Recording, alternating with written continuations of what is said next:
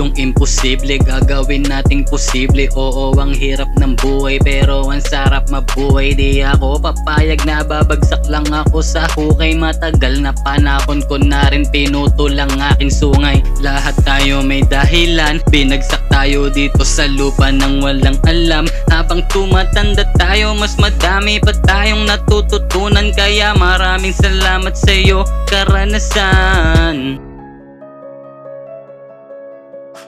Di importante kung ilang beses kang nabigo. Utak derecho baka na mali lang ng liko. Laruin mo lang din yung buhay na mapagbiro. Baguhin yung takbo ng utak natin na mapaglaro. Ang buhay patatagan, hindi to paunahan. Dito karera, di kailangan makipagsabayan. Dahil yung buhay natin ang natatanging kayamanan. Nahihirapan ka?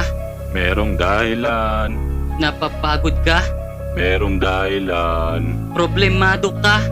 Meron dahilan. Lahat na nangyayari sa atin ay meron dahilan. Kaya tuloy-tuloy mo lang ginagawa mo. Wag mong isipin yung sinasabi ng ibang tao na walang bilib sa'yo. Ang mahalaga may bilib ka sa sarili mo. Iwas negatibo, ang utak positibo. Salamat sa Ama dahil ang dami mong binago. Di man ganun kaklaro, isa lang ang alam ko. Ama, mas maniniwala ako sa iyong plano.